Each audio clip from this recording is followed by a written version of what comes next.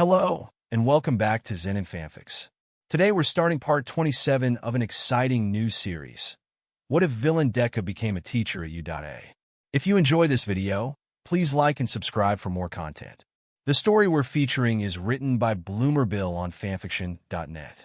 You can find all the relevant links in the description, so be sure to check out the author's profile and say hello. Now let's dive into the story. Tamaki sighed as he climbed back up to the second year's floor alongside his friends. He was glad to leave the cafeteria early since people were being even louder than normal. Was this how bad it was when they were first years? He hoped not. What do you think, Jiki-kun? Hato asked, launching herself at him and hanging off his shoulders, bringing his attention back to the group. W. He sputtered until Miyake picked her up. About the new TA. Everyone has been talking about him. He's supposed to be super smart, and the first year said it wasn't his quirk, but everyone that had classes with him has no idea what his quirk is. I think someone mentioned starting a betting pool and everything. Hato explained for him, not all bothered at being manhandled like this at this point. Oh, Tamaki muttered, glancing down at the floor. Right. That was what everyone was talking about, he thought. Tamaki knew rumors could travel fast. When he first started school, it was like everyone knew he was Shinto overnight, and it was even worse at UA since all the years ate in a large group in the same room and at the same time. And the latest topic seemed to be the new teaching assistant. The man wasn't introduced yesterday with the other teachers and faculty, which was weird, but those that had a class with him couldn't help talking about him. The man was said to be very kind and strong. A first-year girl couldn't stop gushing over how he hadn't hesitated to catch her when she had one of her vertigo spells, and that he was still standing even after her quirk was triggered, which sparked the conversations to turn to what kind of quirk Deku had. A lot of them thought he had to have some kind of resistance quirk of some form since he took a quirk shock on the chin and walked it off. Others said it was a minor speed quirk from how fast he was able to move. One of them even threw out the idea that Deku had a paperwork quirk. The only thing the students met Deku could agree on was that whatever his quirk was, it had to be relatively weak, because the man admitted he wasn't a hero. Shamefully, Tamaki had gotten sucked into the speculation, not about his quirk, but about the title he had chosen to go by. Who would want to be called a Deku, after all? He couldn't really imagine the kind of person that would want such a demeaning nickname. Tamaki stiffened when Oswald leaned over to him and whispered, "Might want to answer the man-eater's question before she tries to get your attention again." Flushed, he gave a slight nod and turned to Hato. Well, he sounds a nice? Tamaki told her, fiddling with his sleeves. He, helped Hakakauchi after all. Tamaki added. Heya huffed, I hope so. I don't think I could handle there being two bullet senseis at the same time, she commented, rubbing the back of her neck. Tamaki nodded. Bullet sensei was just as intimidating after a full year of learning under her, and he'd barely be able to keep from fainting under the pressure of two of them. Oh, come on, guys, Bullet Sensei ain't that bad, Mirio told them, lightly bumping Heya with his elbow. Could you imagine if General Sensei taught anything other than P.E? Mirio joked, only for Miyake to whack him over the head. They are both fine teachers, Miyake stated. Not all of heroics is about being nice, and our teachers might be strict because they have to be to get us to understand how serious we need to be about our studies, Miyake defended. Yeah, no need to diss the bog just because you don't know Morse code, stripper, Oswald pointed out, putting both his arms behind his head. True, Mirio replied, shaking his head with a chuckle, making Tamaki smile. While Mirio had done his best to pretend names like that didn't hurt, Tamaki always secretly feared it would get to his friend one day, and seeing him be so relaxed about it was soothing. The floor layout was the same on each floor, so Mirio was forced apart from them as he entered 2B's classroom. Not before ruffling Tamaki's hair, though. The group of now 5 continued on to 2A's room, and much like the rooms being in the same spots, the classroom layouts were identical to the first-year rooms. They weren't the only ones there, though. Smith, the girl with a slip and slide quirk of some kind, had transferred into their class after she had done well in the festival, was sitting at her desk and working on catching up to them. Smith glanced up at them, then turned back to her work. Not wanting to interrupt, Miyake picked Hato up before she could go over and talk with her. The girl still seemed overwhelmed by the transfer, and she didn't need Hato's energy to deal with on top of it. Miyake herded them to the back of the class, and Hato turned her attention back to them. What do you think we're going to learn today? I mean, we went over a lot of stuff last year. How much more could we have to learn? Hato asked from where she was dangled by Miyake. Miyake shot her a look. Quirk theory is a very complex subject, Hato. Miyake scolded, though no one took it too harshly. Miyake, always a touch more defensive of the class than most. But I just don't know how much more we could learn about Quirk's Miyake-kun. Hato whined, and Tamaki, knowing the conversation from the hundreds of times before, just chose to tune it out, knowing neither of them would be offended. And Tamaki pulled out his textbook and started rereading the chapters on the difference between transformation and mutations. Tamaki had become more interested in Quirk theory since he learned he could possibly copy other quirks. He had a healthy respect for the course before, and he might have done better if he wasn't so intimidated by Bullet-sensei. He had wanted to learn more about quirks so that he could understand more about the changes his body could go through to mimic quirks. Mutation quirks were the safest since he was rather used to his body changing to animals or inorganic material.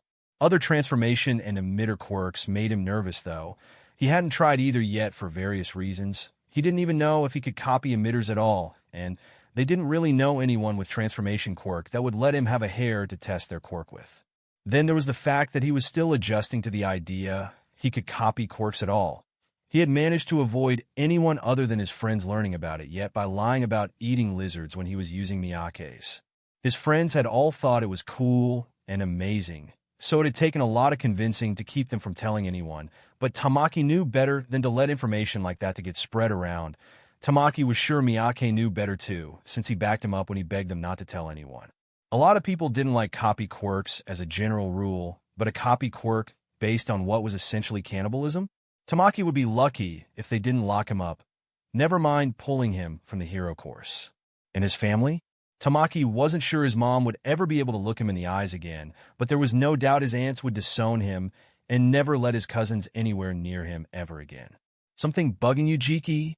Oswald asked, throwing an arm around his shoulders and leaning over to see what he was reading. And to Tamaki's credit and growing confidence, he had only flinched at the action, though part of that was because he was growing more used to Oswald's growing touchy-feely side. That being said, he couldn't help his cheeks growing warmer over how close the pinkette was and how comfortable it felt. Tamaki wished he could push all of his feelings aside, as just him being nervous around other people, but the flutter in his chest meant it unfortunate wasn't just that. Tamaki was always aware of his swinging the other way, as Mirio put it, but other than with Mirio, he hadn't gone out of his way to tell anyone. His aunts certainly wouldn't approve and would have blamed Mirio for encouraging him. And over the years, Tamaki had his fair share of crushes over the years, so he could tell when he was interested in someone. The only problem was that he was never interested in anyone he personally knew. Mirio was really nice, but they grew up together and more like brothers. And given how his previous peers were, he couldn't have found anyone more than passingly attractive. Enter one Miyake and Oswald, and that safety of crushing on people he'd never met was stripped away in a second. Tamaki had gotten over the crush on Miyake. It wasn't anything more than a passing attraction, new friend jitters, and teenage hormones, he supposed, but the crush on Oswald was a newer thing and one that hit him like a truck out of nowhere. He suspected it had something to do with what happened at the mall. The searches on his phone gave him the name for it since he couldn't remember, but he really hoped that it was the Nightingale syndrome that was causing these bubbling feelings. Because the alternative was that he was somehow falling for one of his friends, and Tamaki just couldn't deal with that. It was hard enough talking with all of his friends at the same time, but if he actually did have a crush on Oswald, he'd have to resign himself to never being able to look at the pinkette again without turning into a muttering mess. Tamaki was forced out of his thoughts when one of Oswald's hair curls bopped him on the nose. Earth to Cannibal 1, you listening? Oswald questioned with a raised eye, and Tamaki's blush got even worse from getting so lost to his mind's rambling.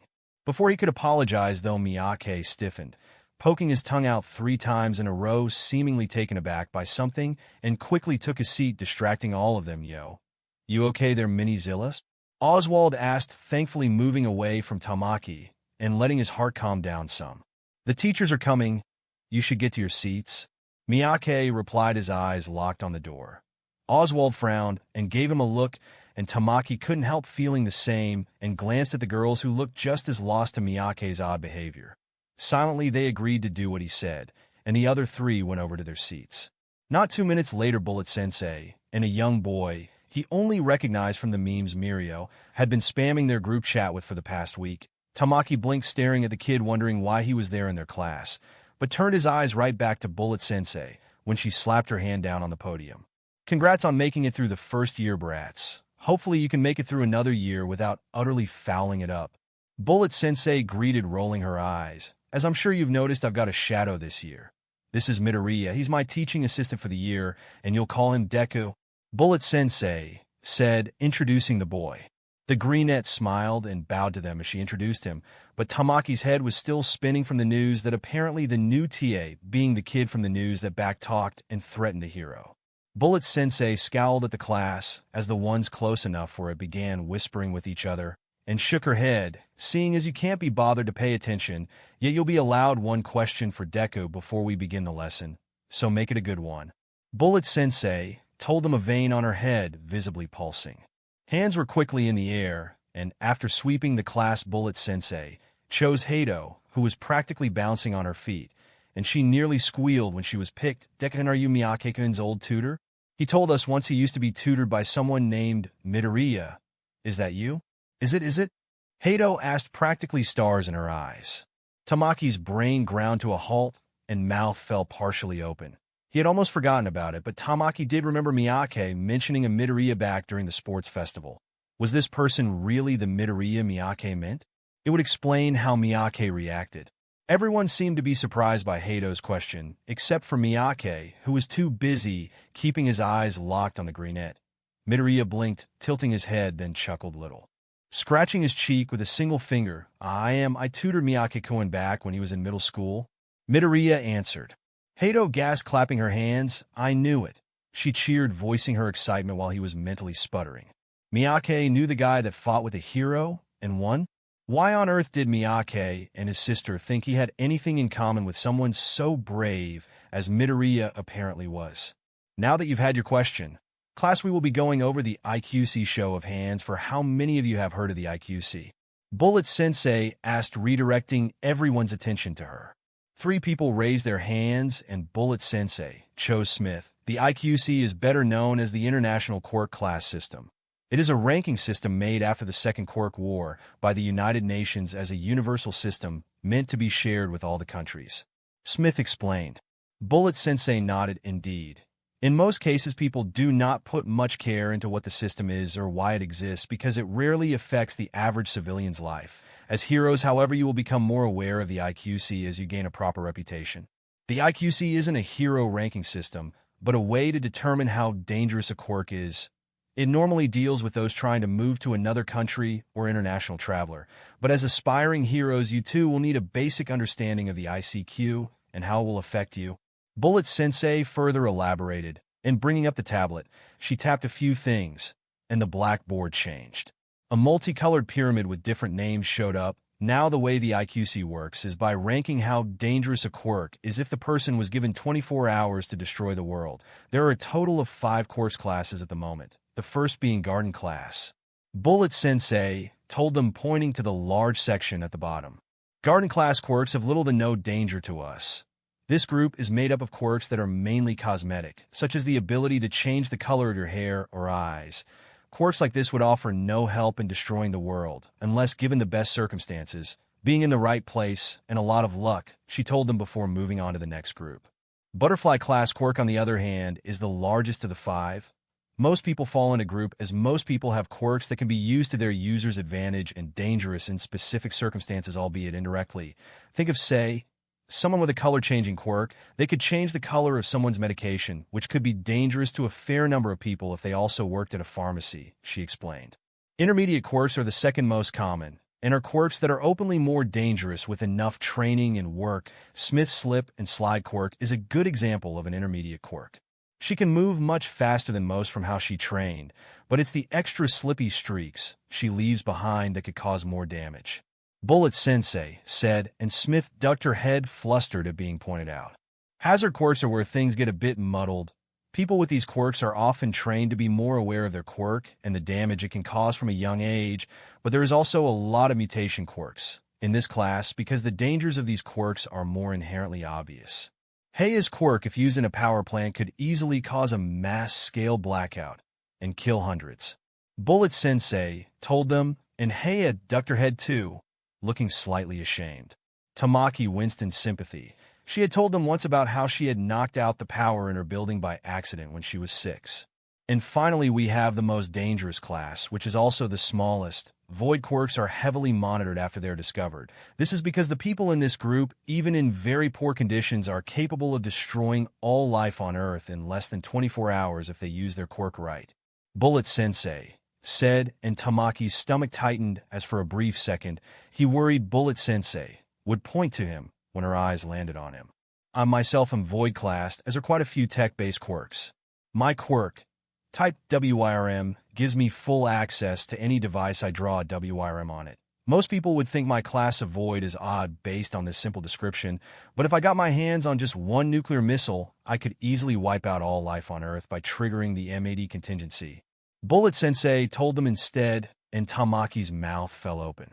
Or if I got to a government server room, I could take complete control over countless bombing drones. Not to mention how easy it would be for me to send our civilization back into the Dark Ages by destroying the global internet servers with a simple coded virus, just like Welsh Devon nearly did in 2264, almost wiping away all information and advancements made since the 1920s. Bullet-sensei added. Tamaki, like most of the class, stared at her horrified. Any questions? Bullet-sensei asked as if she hadn't told them that utterly life-changing information. Shoyuta had to have seriously pissed off someone in a past life to be this level of cursed. It's the only way for him to explain how in the hell his problem child from Yaizu was now his coworker. The young vigilante that he was certain had a compulsion quirk, and he tried to catch every Tuesday turned out to actually be the big info broker they had been looking for, which was fair enough. The broker having a quirk like that would make sense, and definitely explained why everyone listened to him telling them to knock it off. But no, that couldn't be it. No, his problem child just had to be troublesome. Cause as it turned out, Deku-Sensei's real identity was unintentionally leaked by the media roughly 2 weeks ago, and it was discovered that the kid was quirkless and wasn't breaking any laws according to Tsukauchi. Shoyuta had to silence the hero group chats he was in over the rage fits and spamming over the discovery. And Nizu, in his infinite wisdom, decided to hire his problem child to teach the hero course as Ito-san's replacement.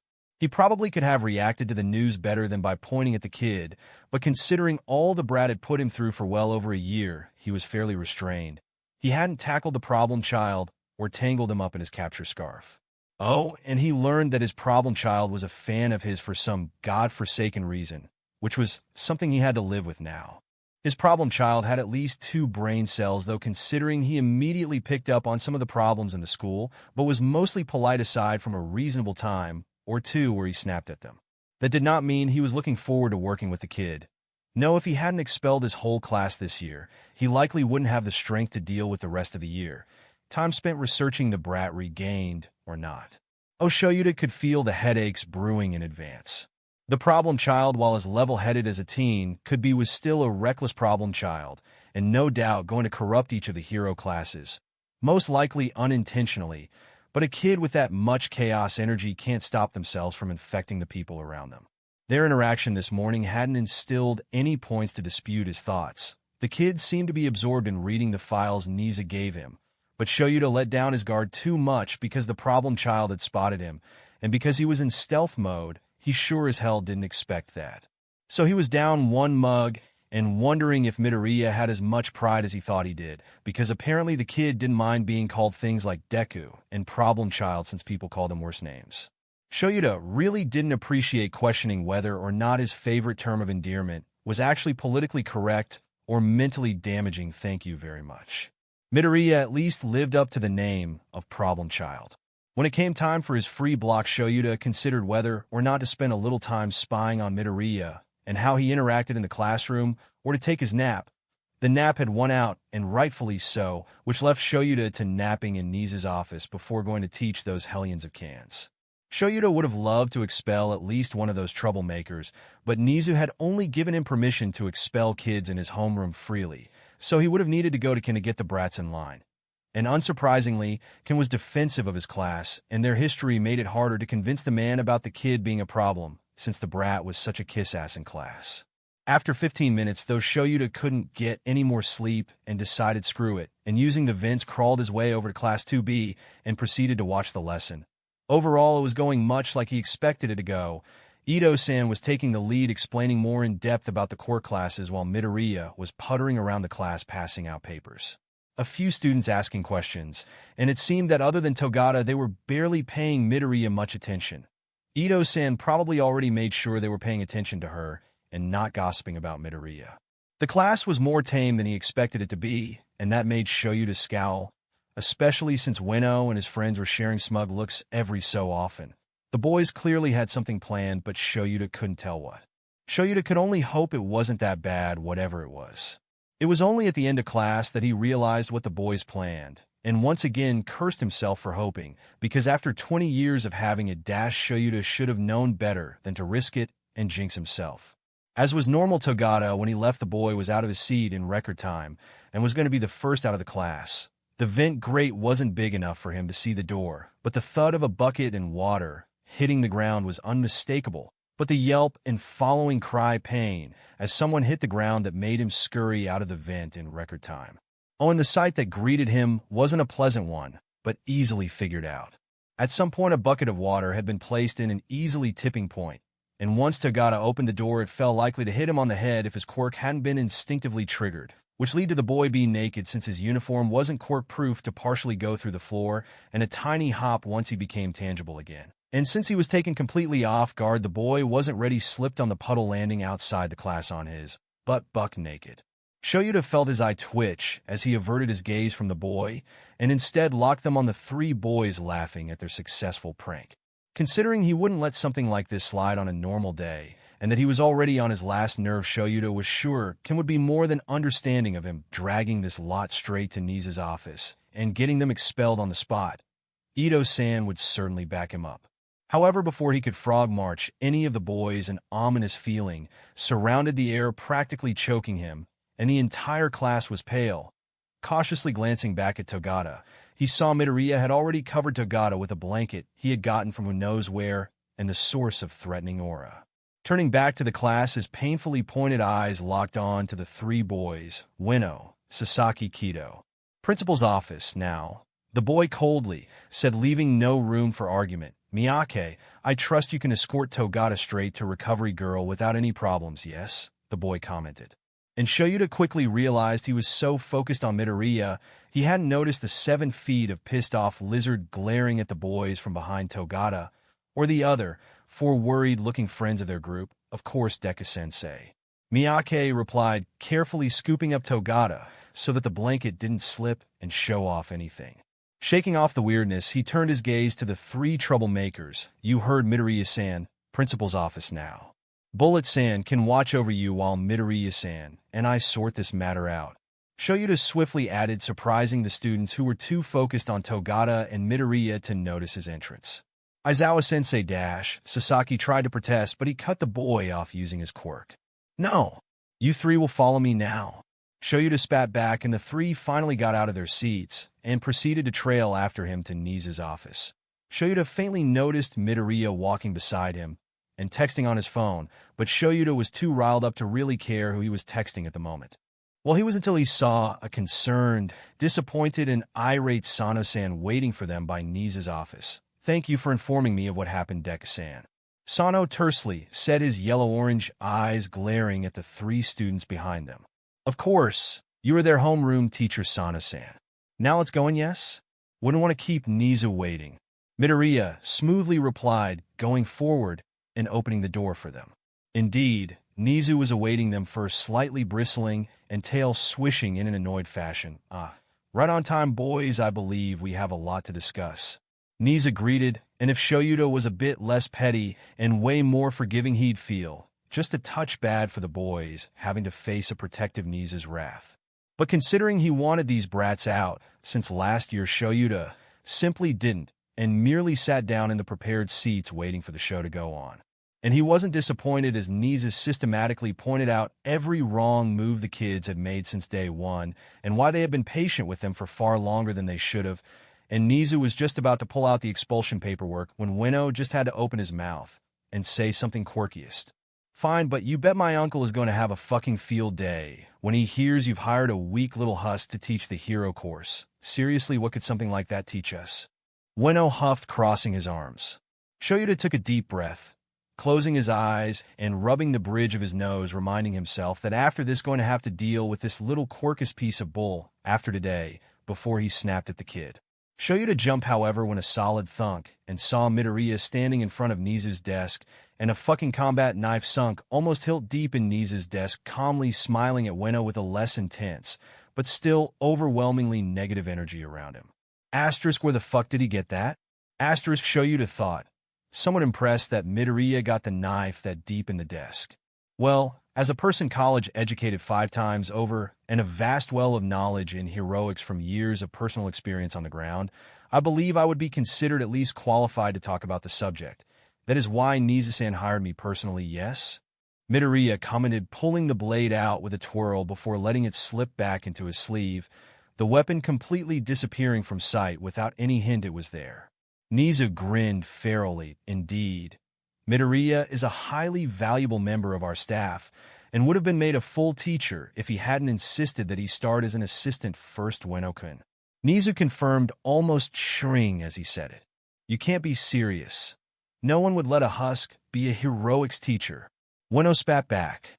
Nizu's claws tapped the desk quite a bit louder, and that quirkiest attitude isn't helping your case, Weno-kun. I'm certain you're aware of our views on quirk discrimination. Nizu told the boy, now I believe we've gone over everything that needs to be said.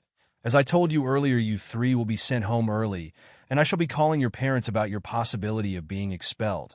We will finalize this tomorrow. Nizu said, shutting the conversation down and effectively dismissing them. Sano wasted no time collecting the 3 brats and escorting them from the office, so he could go back to his class. Shoyu probably should as well, so he could go relieve Ito-san, but Shoyu couldn't help staring at the gash in Nizu's desk from the combat knife Midoriya apparently carried on his person. Apologies for the damage, Nizu-san, Midoriya said, clearly flustered now that students were no longer around. Nizu chuffed and waved his paw dismissively. It's not a problem, Midoriya-kun, although I'm surprised you have the strength to do something like that. Nizu assured the boy, and Midoriya chuckled. Well, you don't move over 907 kilos of product every day for years and not gain some muscle from it. Midoriya joked before walking out of the office. Shoyu stared at the door and quickly decided he didn't have the energy to unpack that, and I just went back to the 2B classroom so that he could just be done with the day and could go home. Geeton exited the bathroom, drying his hair with a towel. Unfortunately, like always, his hair stubbornly refused to become any less soaked than it already was. Made for water quirks, my ass, he thought, tossing the useless rag to the other end of his room. Asterisk, at least these ones were soft. Asterisk, he huffed in his mind, rolling his eyes, moving back to the bathroom. Once inside, he raised his hand and then proceeded to slowly draw all the liquid from his hair to keep it from freezing immediately, tossing the leftover clump of ice into the tub, shaking his head, hair now ready to work on. He turned to the mirror. His hair was a bit of a mess, and he couldn't hold his gaze for long. A shiver unconsciously crept up his spine as he was once again reminded of his mother's piercing blue eyes. Geeton quickly shook his head and left the bathroom to get dressed. He had an important meeting today and didn't need to psych himself out by thinking of that harpy. Redestro and Skeptic had been trying to get a meeting with Deku-Sensei for nearly a year once Skeptic had stumbled across him. With all the rumors of his quirk improvement and wide net of influence, it was no wonder that they were trying so hard, and they had recently got him to agree to a meeting.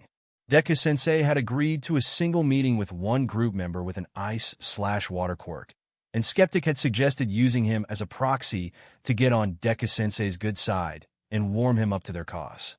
Geeton didn't like the idea of lying about his quirk, especially about being more of a dunce about it, but he also knew this was more important than his ego.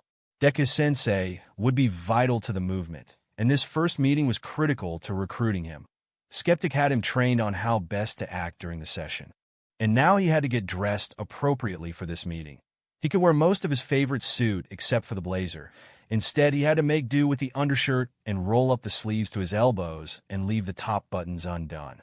He was also wearing some black fingerless gloves, not his usual fare but still tasteful in his opinion, so he didn't totally hate it.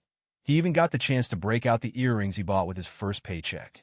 Honestly, the most significant change was having someone with a hair quirk make it longer than it used to be, and he had enough hair for a proper ponytail, which was a bit more of a hassle, given how much more water it retained. Just another thing to thank his mother for. He did get the water aspect of his quirk from her after all. Damn it, he hissed, and immediately reached for the rubber band on his wrist, intending to snap it like he always does whenever that harpy crept up in his mind. But it wasn't there. Right? Can't risk bruises, fuckers, Geeton thought, rubbing his eyes. With his pale complexion, he usually had a constant ring of bruises around his wrist, and since that could negatively reflect them, he had been forced to go without the band since he agreed to take up this mission. Which was a thing he was working through, and he certainly had better days, but he'd get through it. He was doing something important to the movement, and he could sacrifice a little for the greater good. He had made a lot of social climbing just by accepting to do this. Confident in his look, Geeton left his apartment and made it down to the building's lobby, Skeptic and Curious both waiting for him. Geeton tried his best to keep his head held high as he strolled over to them. He was still a touch nervous being such a young but high-up member of the movement. The two stopped their conversation once they spotted him, and Curious gave him a once-over, circling him before nodding. This will definitely do. Still a bit formal, but Deku-Sensei might brush it off as you trying to put up a strong front. Curious commented before grabbing for his chin and tilting his head, her green eyes searching him for anything out of place. There wouldn't be time to change either way, Curious. Skeptic said indifferently. Curious hummed back, releasing his face. I suppose you're right, she muttered, placing her hands on her hips. No changing it now. Come along then, Iceman. We shouldn't keep Deku-Sensei waiting, Curious said as she turned to the entrance. A nice-looking and very expensive limo was waiting for them, and Geeton had to admit that he felt a touch uncomfortable sitting between two of the highest members of the movement despite spending most of his free time with one of them to improve his acting. Now, Iceman, Curious spoke, leaning towards him and making him acutely aware of how close she was to him. You've remembered everything I've taught you about pain points, yes? She questioned, and Geeton quickly nodded, trying to keep from showing how unnerved he was by her. Good. You'll need to find as many of Deku-Sensei's as you can, and don't pull any punches, she instructed with a grin before she moved back to check her phone's feed. Skeptic hummed, indeed. We will need to get Deku-Sensei over to our side, and we'll need to find the best way to do that, he commented, typing away at his laptop. From what I can find, children and abuse will be strong triggers for him, so you should play up that angle, Skeptic suggested. Geeton pursed his lips, asterisk. Well, that won't be too hard, asterisk, he thought, resisting the urge to run a hand through his hair and messing it up. Geeton sighed, pacing back and forth across the meeting room they had booked, biting down on the tip of his thumb as there was still no sign of Deku-Sensei by any of their people, of which was a very bad sign that Deku-Sensei might not show up. It wouldn't be unreasonable for them to be spooked after Deku-Sensei was unintentionally outed by the networks. Thankfully, the heroes, which hunt of Deku-Sensei, hadn't been leaked from some careful planning from Skeptic and Curious, and that favor had gotten their foot in the door to even get Deku-Sensei to agree to this meeting. He had no idea what would happen if Deku-Sensei actually ghosted them. What would he tell everyone, much less Redestro, given how much was riding on this meeting? He did know the higher-ups would not be happy with him. Geeton was just about to start trying to find something to say for himself when a large cloud of black-purple mist suddenly appeared in the room, making him jump, asterisk, the fuck. Asterisk, Geeton thought about to use his quirk when someone walked out of the apparent portal. Standing in front of him was Deku-Sensei, though he didn't look as prim and proper as he did on the broadcast. His hair was a mess of clumsy braids and colorful hair clips and bands. His clothes were semi-formal at least, a nice short sleeve button-up, an argyle vest too, but the jeans and boots were clearly worn and used often, and the boy had a series of bandages all over his arms and 3 on his face. Deku-Sensei's eyes found him almost instantly, and he beamed at him. Ah, you must be Curious-san, apologizes for the sudden arrival, but given the nature of our meeting, I would assume you'd want complete secrecy. Deku-Sensei greeted with a quick but deep bow. Geeton nodded unconsciously and returned the bow on autopilot as his brain took a second to reboot. Right, of course. Glad you could make it, Deku-Sensei. Geeton replied, knowing Skeptic would be made aware of Deku-Sensei's unorthodox arrival and start looking into it. The boy rubbed the back of his neck with a stilted chuckle. Oh, there's no need for formalities, Curious. Deku is just fine, Deku-Sensei said before taking a seat on one of the chairs and began digging in his bag. So, they told me that you think your ice quirk takes more from your mother's water quirk than you previously thought. Is that correct? Deku-Sensei asked. Giton pursed his lips. He didn't like admitting he had anything in common with his mother, and he had to remind himself that this was all for the movement, yes. He answered, sitting down and crossing his arms and glancing away. All right, I brought a water bottle and a few things I've been using to test what you can and can't freeze. Mainly to see what your quirk works best with. Usually the parents' favorites factor in, but I've seen at least 4 people whose element was the opposite of their parents.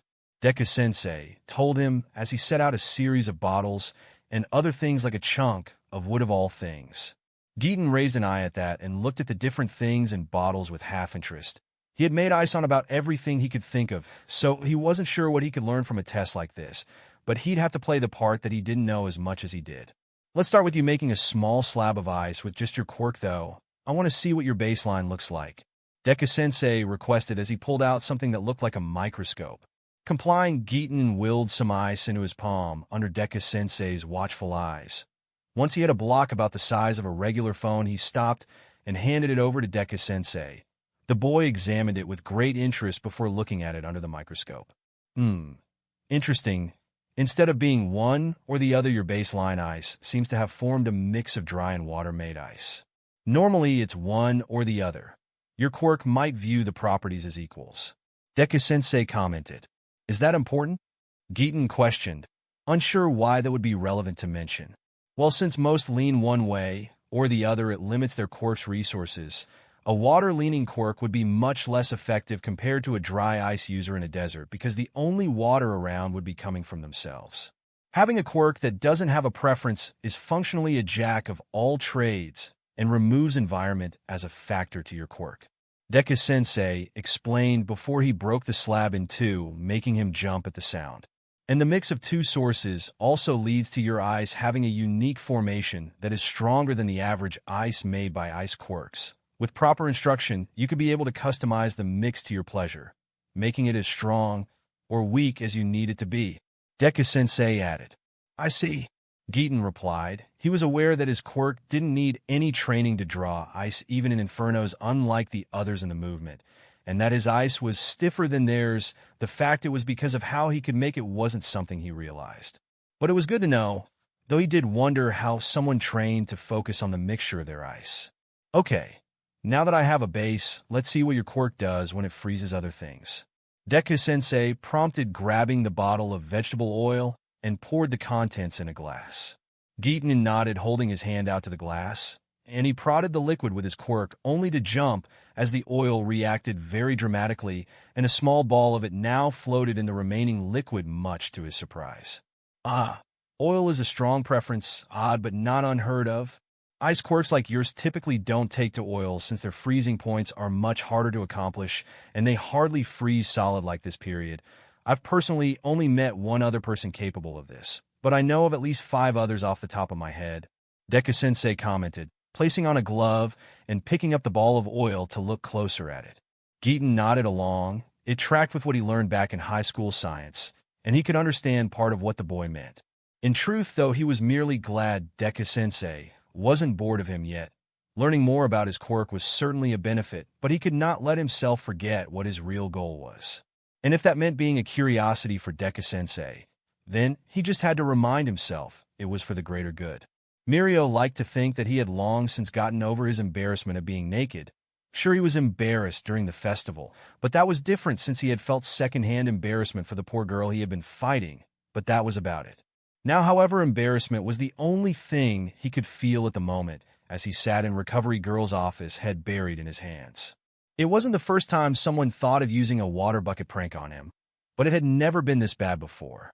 Falling outside in the hall after class and people filling the hall after hearing the commotion wasn't one of his finer moments, and it had taken everything in him to keep from using his quirk again and falling through the floor again.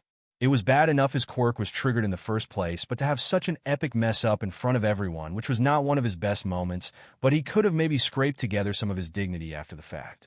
But God, did it feel so much worse then when he was 9. Of course, he had quite a few more friends than back then, and while he was used to being naked in front of them, after such an awful fail was another thing.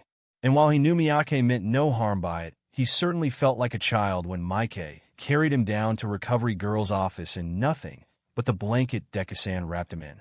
The scolding recovery girl gave him certainly didn't help him feel better about this whole thing. At least Nijire-chan and Heiya-san had grabbed his clothes, so he hadn't been naked for long after recovery girl examined him and cleared him. Seriously, guys, it's not that bad. Mirio insisted after he finished getting redressed. While mostly his blazer was soaked and recovery girl gave him some serious side eye when tried to put it back on.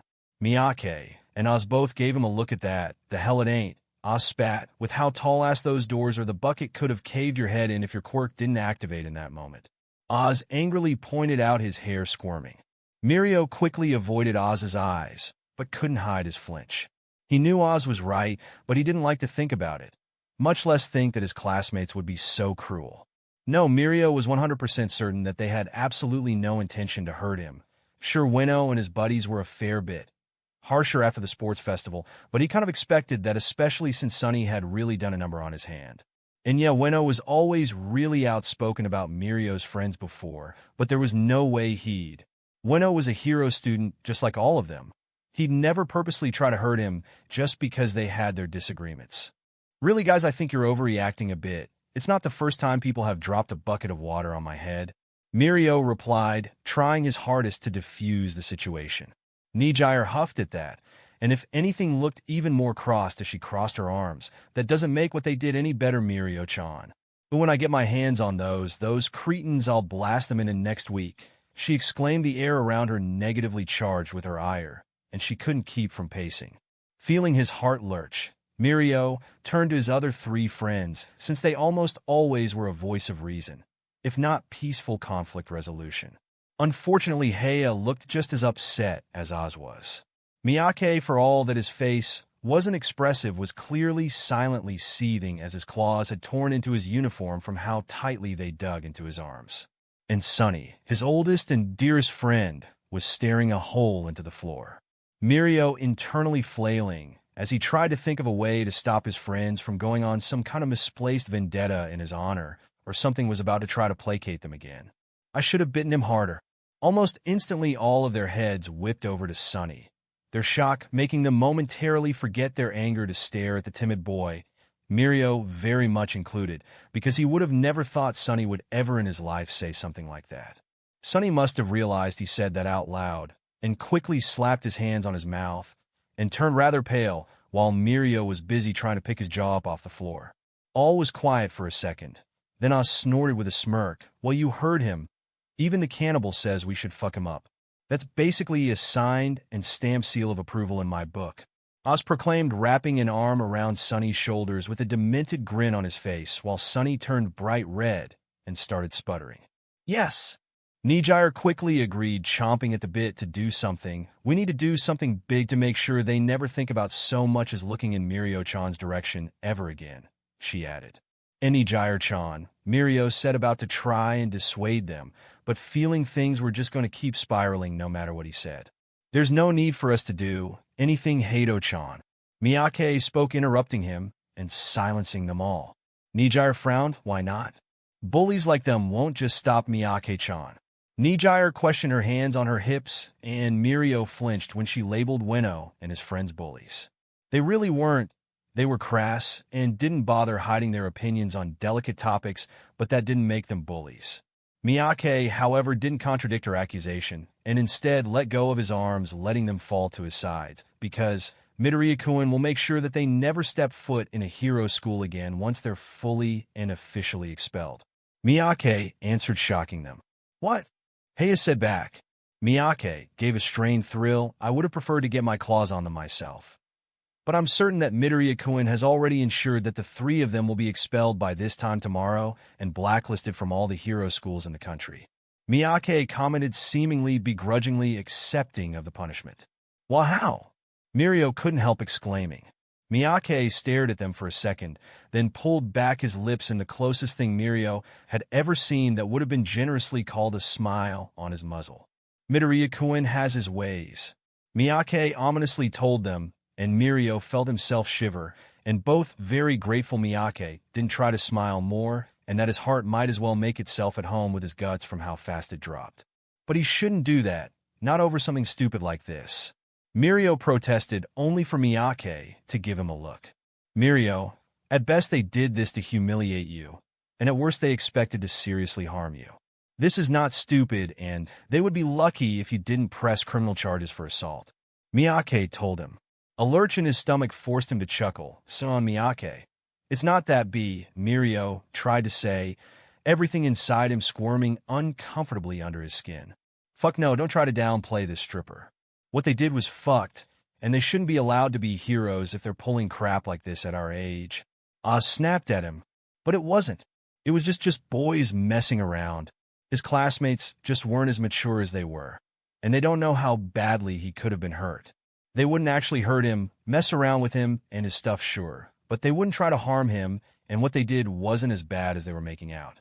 It was just a bucket of water for Pete's sake. Things like this just happen. They were all kids and super stressed from their intense coursework, so of course they might go a bit too far sometimes, but they didn't mean it, and it wasn't like most of his classmates were much better. If Ueno and his friends were bullies, then his whole class had to be full of them, and there's no way Yue could ever have a class full bullies. That was just impossible. His friends were just overreacting. Yes, they had to be overreacting. It was the only logical answer. Yeah, that was what was happening. And it probably didn't help that Mirio was stressed from doing the intense workout Sir had recommended for him to follow after his internship ended. He was overly sensitive to all the comments his classmates normally made. It was normal for some people to not get along, and even when they did, they'd rib each other. But all the stress was making him more affected by them, and his friends were going to mistake that for something else naturally, especially Sunny, since they shared a room now. But that's all it was, stress. His classmates weren't bullying him. They couldn't be. Surely someone else would have noticed before now if they were bullying him. There's no way that his whole class could be bullying him under everyone's nose, right? How ridiculous would that be?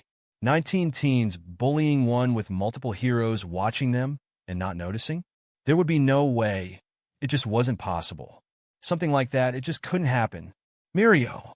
Mirio jumped when Sunny called his name and was about to apologize for spacing out on his friends, something that was happening far more often than he preferred, but cut himself off when he realized he wasn't where he thought he was.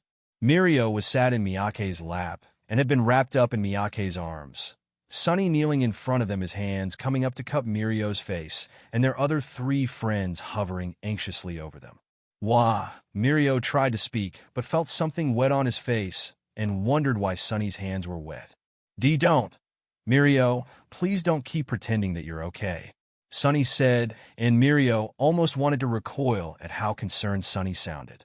Sunny, Mirio said, but Oz cut him off. No. Don't even think about telling us that you're okay, strip Mirio. You just had a mental breakdown because we were talking about how you're being bullied. Oz told him, his face an odd mix of angry, concerned, and guilty. Mirio tensed at that, and his mouth opened to object. Mirio. Heia spoke, kneeling down next to Sunny. It's okay to not be at your best all the time. Everyone stumbles. God knows how often we have to smack some sense into Oswald. Heia continued, gently taking his hand in both of hers. Mirio's insides curled up before twisting themselves into even worse knots, and Mirio ducked his head, only noticing now that the liquid on his cheeks was actually because he was crying. I'm not. Mirio muttered.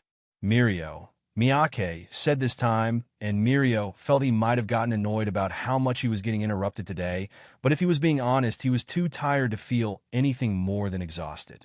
I can't. Mirio whispered, even more tears welling up and spilling down his face. I can't handle this. I've tried so hard to deal with everything, but I just can't. At first it was just some comments here or there, but then you guys were getting better and better while I was still floundering. And I got so bitter about it, but I thought it would get better after Sir started helping me with my quirk, but I was still so envious and Mirio said the words just spilled out almost uncontrollably until Sunny hugged him. I'm sorry, Sunny, Mirio muttered. Sunny hugged him tighter. It's okay, we'll find a way to handle this. Sunny replied.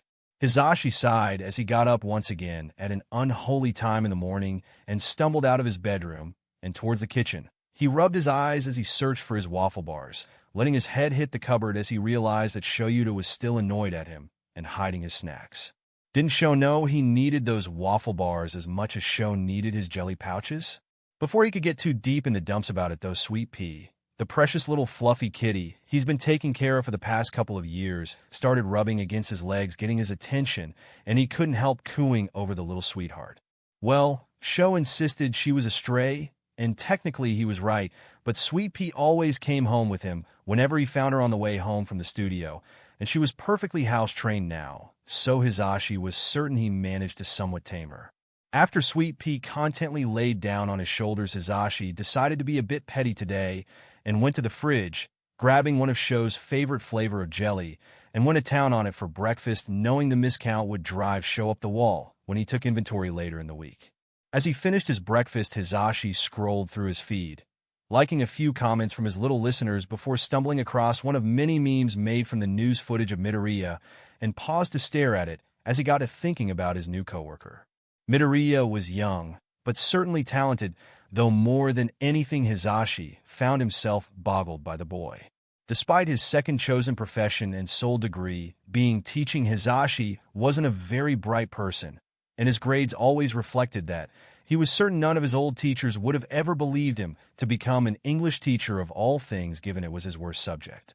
10-year-old him would have thought spending any more time than necessary in an English class of all places as nothing short of a waking nightmare. So he felt nothing short of pride from getting his certificate guaranteeing he was at a master level of the stupid language. And his struggles with studying was, oddly enough, what drove him to becoming a teacher in the first place. Well, he always wanted to be one on the side, but the years he spent earning the certificate was a good push to his most hated subject. And that was what made polyglots like Midoriya so utterly baffling to him. He couldn't even comprehend how someone could learn more than 3 languages, much less multiple, while speed-running college degrees. He didn't think that the rest of the staff were any closer to understanding the boy either. Maybe Haruki-san, but she hardly counted, given she would be around for far longer than he was going to be, and she already had been long enough to be Ito-san's teacher too. Nizu probably could with his intelligence quirk. But Midoriya's smarts were just one thing he was curious about. The boy was incredibly young, and it made Hasashi wonder if he was really ever that small before. How could someone like that get as much respect as he did? Well, Hasashi knew logically part of it since Sho had been complaining about for a while. And if what happened yesterday was anything to go by, Midoriya wasn't just brains like Nizu was, but had some dang muscle too. Which was a bummer. He had really wanted to get a chance to talk with Midoriya one-on-one yesterday, to get to know the kid a bit better. Wasn't every day he met someone that caught Nizu in Sho's eye and apologized for his screw-up last Sunday. Honestly, looking back, Midoriya was pretty nice about it considering how badly he insulted him. Hasashi hated it whenever people just assumed he was decent at English because he had a voice quirk and not acknowledge his years of work. And as someone quirkless in this day and age, how bad would it feel to have people always put his hard work and intelligence down to a quirk he didn't have? Yeah, Hasashi was lucky Midoriya tersely corrected him and not call him out on the basically quirkiest assumption that anyone smart had to be smart because of a quirk. And it was probably the people-pleaser in him, but Hasashi didn't like the idea of leaving things on the wrong foot with Midoriya. So after he got out of the shower, Hasashi spent the whole time he styled his hair, coming up with plans on how to best approach the boy and start a conversation with him. Plus, if all went well, Hasashi might even be able to ask Midoriya where he got those goggles of his. He was sure that Namiri would be down with joining him and wearing said goggles to see Sho's face when they did it. Hasashi sighed as he walked into the teacher's office, rolling his shoulders. An old injury was flaring up today, and he had forgotten his compression shirt, so he was going to just have to deal with it, and the piercing pain in his shoulder. He was hoping to find Higuri, and asking him if he could spare him an extra shirt, but the man wasn't there. Midoriya was, however, so it wasn't all for naught, and walked right over to the boy with a big wave. "Hey, a little listener," Hasashi called. Midoriya didn't startle, and Hasashi thought for a second the boy hadn't heard him, but once the boy finished writing something, he turned in his chair to Hasashi. "Yes, Yamada-san?" The boy asked, looking up at him, and the notebook with a mash of scribbles across the cover tightly closed in his hands. For a second, Hasashi wanted to ask the boy about the notebook, but mentally whacked himself on the head for the impulse. Because asking about the book Midoriya clearly didn't want to talk about was a great way to apologize for insulting him the day before yesterday. "Was hoping I could talk your ear off for a bit, get to know you better, was going to yesterday, but after what happened with Togata-kun..." Hasashi trailed off, crossing his arms. Sho was incredibly pissed about the prank the kids pulled, and honestly Hasashi had a hard time not being anything less than that himself. Oh, but nothing was near the nuclear rage Midoriya had, considering he successfully got all 3 students involved expelled and blacklisted from heroics. And just mentioning the event caused Midoriya's eye to narrow with a much colder look as he pursed his lips. Yes, the emergency staff meeting would have made that difficult. And of course my schedule doesn't have that much wiggle room. Midoriya conceded with a nod, then rubbed the back of his neck, though I'm not sure what you could want to know about me. My life isn't as glamorous as you'd think it is, Midoriya said, winding down a bit. Oh, I don't believe that can't have spent this long teaching and not have some stories. Hasashi replied, leaning back against Midoriya's desk. Oof. My first year certainly had some hiccups, and I can't imagine what it would be like in a less formal classroom. Hasashi joked. Midoriya sighed, pinching the bridge of his nose. Ugh, don't remind me. First day nearly ended in a shootout because the Russian Vipers and the Nightcrawlers got into a disagreement over who got to sit where. Midoriya commented. Hasashi's eyes widened at that mouth opening to ask about it before he quickly closed it. Hasashi reminded himself that Midoriya's was teaching groups in the south side, and that shooting there might not be as uncommon to the boy.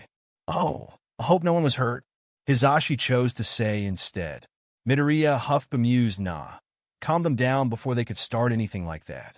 And I definitely learned my lesson about keeping an eye on my group's politics and planning my sessions with that in mind. Midoriya told him, putting the book away. Probably don't have to now. They'd all know better than to try anything, but it's better for morale to keep doing things like I am now. Midoriya mused with a shrug. Well, I'm sure it wasn't all that bad. You probably did something fun with the little listeners at some point, Hasashi said, hoping to redirect the boy's attention to a lighter subject. Midoriya perked up a bit. Yeah, the kids really love going to the aquarium. Well, they love going anywhere with me, but I think they like visiting aquariums the most, but that first time was so embarrassing. Midoriya confirmed, letting his head feel to the side, looking slightly embarrassed. Hasashi was about to ask more, but someone else beat him to it as Namuri wrapped an arm around his shoulder and leaned against him. Oh, just what could be that embarrassing greenie? Namuri questioned.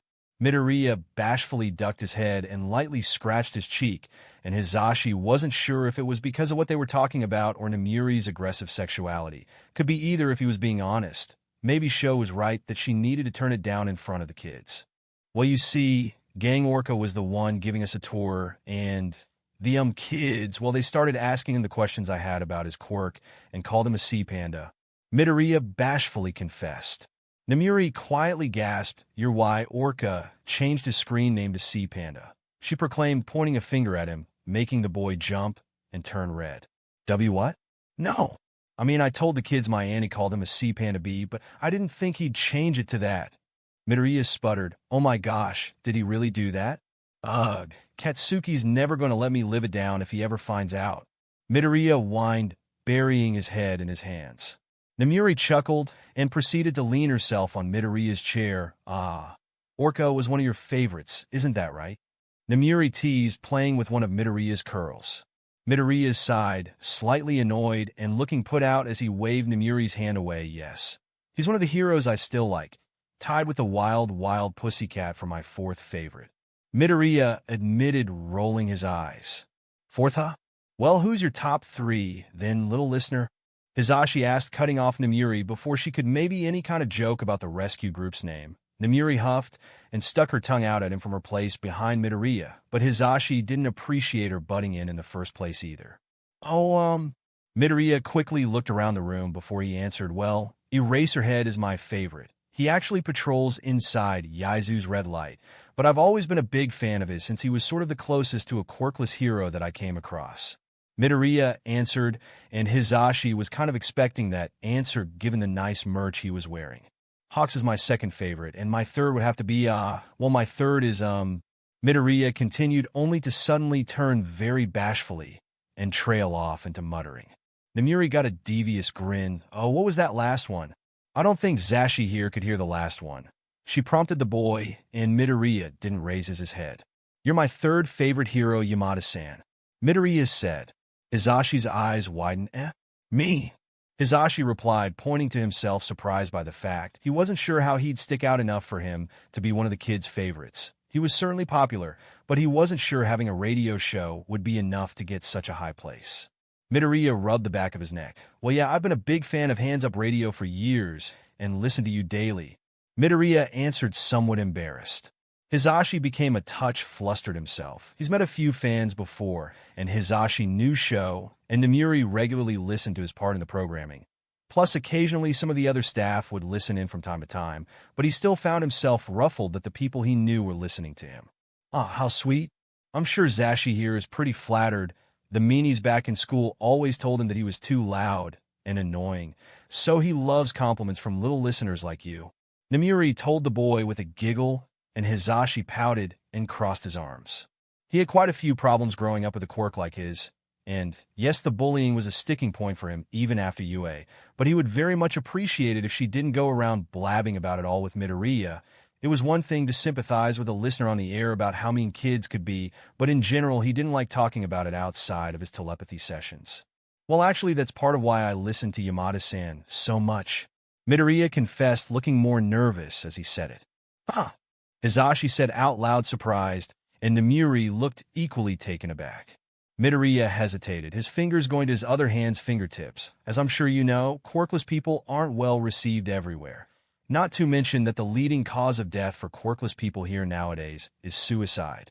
Midoriya stopped pulling his hands away from each other and firmly gripping his chair's armrests and gave a huff, shaking his head.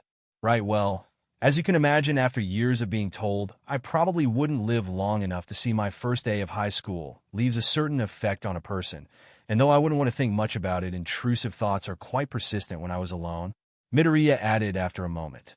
Hasashi's stomach flipped. It might be a gross miscomparison, because he never had ever considered doing something like that. But there were times before he and Sho were friends when he'd be in the bathroom and look at his razor and consider what it would be like to be quiet for once. It wouldn't even be hard to. Hasashi discreetly bit his tongue to clear his head and took a deep breath. There was a reason that neither he nor Sho ever kept a razor of any sort in the apartment. Even now his skin crawled when he saw one. Scissors and wax worked fine on any unwanted hair, thank you very much. God, Hasashi had no idea how anyone could stand having a trigger like that blatantly forced into their face. Just having it done once was nightmarish, but to deal with it daily. Hasashi knew he'd have done something stupid within a week if he didn't have a mental breakdown. But Yamada-san's voice is loud, and yes, can be pronounced. It was perfect to drown all of those thoughts out, something that could keep me grounded in a way and help me focus without my mind spiraling. And the content was amazing to listen to. You brush on a lot of interesting topics during your talk proportions. Midoriya continued to say, somewhat rambling as his hands loosened. I mean, it wasn't much, not in the grand scheme of things, but knowing that I could just turn a knob or search for a podcast and drown out all those voices in my head, it helped more than you could ever know, Yamada-san. And that's why you're my third favorite hero. Midoriya finished off getting to his feet and throwing on his message bag. Midoriya dash, Hasashi said, but the boy politely brushed him off. Sorry, Yamada-san, Midnight-san, but I have to go meet Bullet-san. Midoriya quickly told them, and all but rushed out of the room. Hasashi stared at the door, hand outstretched, before he turned to Namuri, who looked similarly dismayed by the knowledge dropped on them. Thank you for joining us on this journey through what if Villain Deku became a teacher at U.A. We hope you found it as captivating as we did.